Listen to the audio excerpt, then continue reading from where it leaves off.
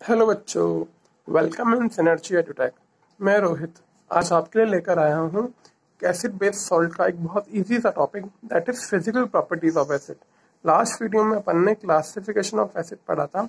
अब एसिड का क्लासिफाई तो मैंने कर लिया, भाई एसिड के टाइप्स क्या होते हैं, पर आज अपन पढ़ेंगे कि एसिड की फिजिकल प्रॉपर्टीज क्या होती है। देखो, ये फिजिकल प्रॉपर्टी होती है और एक होती है केमिकल प्रॉपर्टी। अब आपको ये क्लियर होना चाहिए कि फिजिकल प्रॉपर्टीज क्या होती है और केमिकल प्रॉपर्टीज क्या होती है। फिजिकल प्रॉपर्टी वो प्रॉपर्टीज जो आप इजीली ऑब्जर्व कर सकते हो, ठीक है, आपको वहां पे डायरेक्टली वो शो हो जाएगी।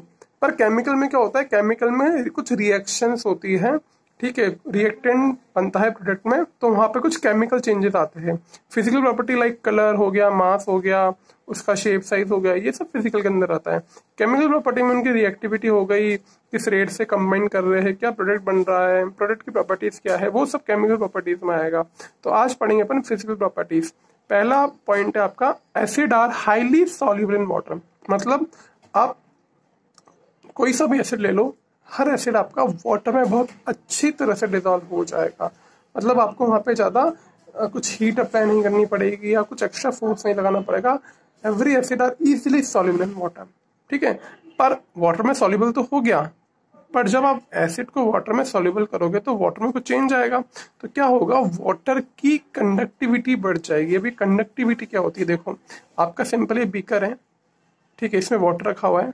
अब जब आप इस वाटर से करंट पास करोगे ना, क्या यहाँ पे सर्किट कंप्लीट करके, तो आपका करंट इतना अच्छे से फ्लो नहीं हो पाएगा।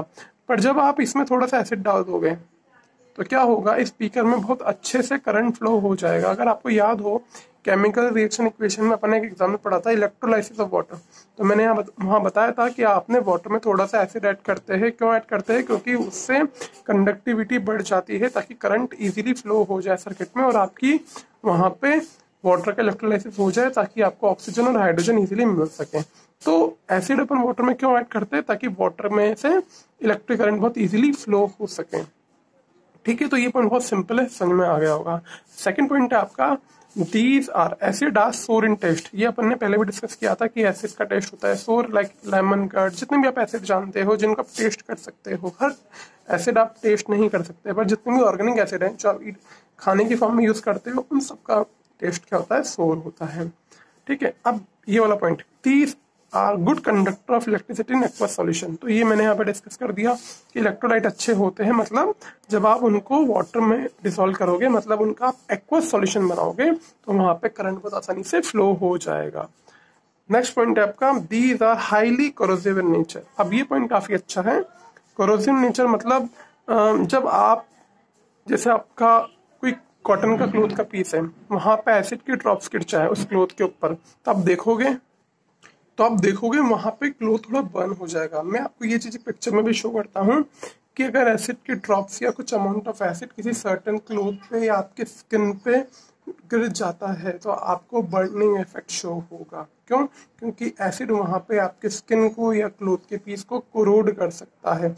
इसलिए आप देखोगे, अगर लैब में जाओगे तो एसिड्स को हमेशा ग्लास की बोतल में स्टोर किया जाता है, कभी प्लास्टिक बोतल में यूज नहीं करते। प्लास्टिक में अपन जो वेरी डाइल्यूट एसिड है उसको स्टोर कर सकते हैं, पर कॉन्सेंट्रेटेड एसिड को, स्ट्रॉन्ग एसिड को अपन ग्लास जार में स्टोर करते हैं ताकि वो वहां पे किसी को कोरोड ना करे, ठीक है।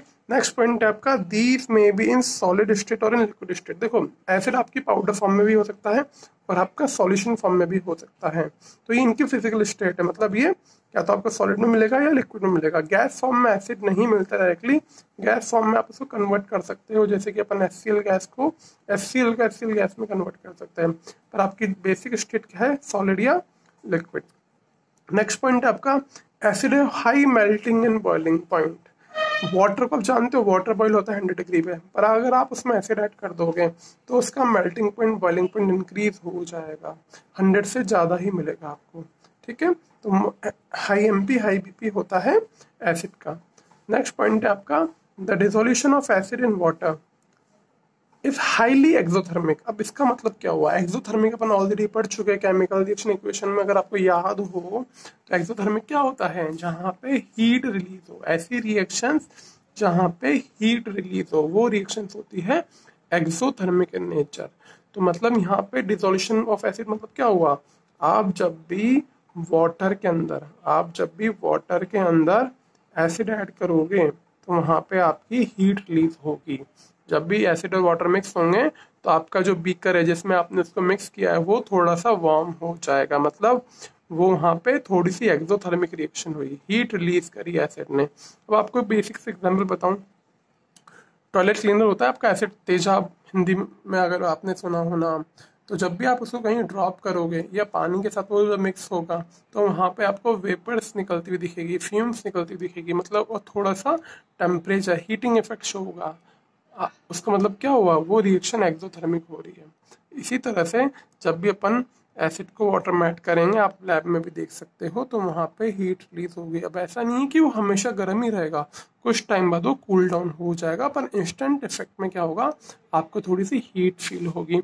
इसी पॉइंट के बेस पे ऐसा बोला जाता है, इसीलिए बोला जाता है कि जब भी आप एसिड ऐड करोगे, ठीक है, तो हीट रिलीज होती है, तो अपन क्या करेंगे, कभी भी एसिड में वाटर ऐड नहीं करेंगे, हमेशा वाटर के अंदर एसिड ऐड करेंगे। ठीक है, अब ये एक नोट वाला पॉइंट है, इसको मैं भी बाद में डिस्कस करता हूँ। उसके पहले समझिए डाइल्यूशन ऑफ एसिड कैसे करना है आपको। ये आपने लिया वाटर, अब वाटर में आप क्या करोगे, drop by drop acid add करोगे, ड्रॉप बाय ड्रॉप एसिड करोगे, तो ये प्रोसेस सही होता है। अगर आपने ऐसा किया कि आपने क्या करा, पहले तो इसमें एसिड ले लिया और फिर इसके अंदर आपने वाटर ऐड किया, तो आपकी रिएक्शन हाईली एक्सोथर्मिक होगी, क्योंकि few drops of water add होगा, तो वो वाटर फटाफट से गर्म होकर एवरेट होगा और आपका टेम्परेचर सडनली इंक्रीज होगा। तो ये प्रोसेस नहीं करते, हमेशा वाटर के अंदर एसिड ऐड करो डाइल्यूट करने के लिए, कभी भी एसिड में वाटर ऐड मत करो। तो ठीक है, तो ये प्रोसेस ज़्यादा सही है डाइल्यूशन ऑफ एसिड करने के लिए। अब एक और पॉइंट है आपका, during dilution the strength of acid decreases as a number of H+ ion per unit volume decreases. मतलब जब भी आप पानी में एसिड ऐड करोगे, सपोज ये आपका वाटर है, ठीक है, ये आपका वाटर है 1 लीटर, कितना वाटर है आपका, 1 लीटर वाटर है। अब आपके पास एक टेस्ट ट्यूब में एसिड है, उसका वॉल्यूम है 10 ml, कितना वॉल्यूम है 10 ml, और ये है आपका एसिड, ठीक है, ये आपका हो गया वाटर। अब सपोज ये 10 ml एसिड है, इसमें मैंने बोला कि आपके पास आपको अगर मोल कंसेप्ट का आइडिया हो तो वहाँ पे नंबर ऑफ एटम्स वगैरह मोल्स में बात करते हैं, तो मैंने यहाँ पे बोला कि यहाँ पे मेरे पास 1 मोल आयन है, कितना आयन है 1 मोल आयन, वैसे 1 मोल तो काफ़ी हो जाएगा, मैंने बोला यहाँ पे आपका 0.01 मोल आयन है, मतलब आपके पास यहाँ पे 6.02 10⁻21 आयन से एसिड के। अब जब मैं 10 ml को 1 लीटर में ऐड करूंगा, तो अब इस आयन को यहाँ पे 10 ml के अंदर इतना आयन से, अब यहाँ पे क्या हो जाएगा, जब मैं ऐड करूंगा तो वॉल्यूम हो जाएगा 1 लीटर 10 ml। अब उसके अंदर इतने सारे आयन से, तो पर लीटर या पर वॉल्यूम आयन डिक्रीज हो गए। भाई यहाँ 10 ml के अंदर इतना आयन से, यहाँ पे 1 लीटर वाटर के अंदर इतने सारे आयन से, तो यहाँ पे जो पर यूनिट वॉल्यूम था वो एसिड का डिक्रीज हो गया, तो आपका एसिड क्या हो गया, डाइल्यूट हो गया। तो अगर कोई एसिड यहाँ पे स्ट्रॉन्ग की तरह बिहेव कर रहा है, तो यहाँ पे वो डाइल्यूट की तरह, यहाँ पे कंसंट्रेटेड है तो यहाँ पे डाइल्यूट हो जाएगा, मतलब उसकी स्ट्रेंथ थोड़ी सी कम हो जाएगी एसिड की। ठीक है, तो अगर कोई एसिड आपका स्ट्रॉन्ग है, उसको आपको वीक बनाना है, तो आप क्या करोगे, उसको पानी में ऐड कर दोगे ताकि उसकी कंसंट्रेशन थोड़ी सी कम हो जाए और वो वीक की तरह बिहेव करे। तो ये कुछ छोटे से कंसेप्ट है regarding physical properties of acid. अब अपन अगले वीडियो में पढ़ेंगे केमिकल प्रॉपर्टीज ऑफ एसिड, वो भी काफी सिंपल सा टॉपिक है, बस वहाँ पे केमिकल रिएक्शंस यूज करनी है, मैं आपको बहुत इजीली हर रिएक्शन समझा दूंगा, आप समझ जाओगे। अब एक बार आप प्लीज NCERT को भी पढ़ते रहिए, और अपन ने 10th क्लास की फिजिक्स की सीरीज भी शुरू करी है, गिरीश सर ने वो शुरू किया है, उसमें चैप्टर लिया अपन इलेक्ट्रिसिटी। इलेक्ट्रिसिटी जैसे ही पूरा होगा फिर वहाँ पे अपन लाइट पढ़ेंगे। तो आप जुड़े रहिए, देखते रहिए सिनर्जी एडुटेक में जो भी वीडियोस आ रहे हैं, और अपने फ्रेंड्स को शेयर कीजिए जो भी रिलेवेंट टॉपिक आपको लगता है, और प्लीज़ लाइक करिए और सब्सक्राइब करिए। I hope you enjoy the videos. Thank you.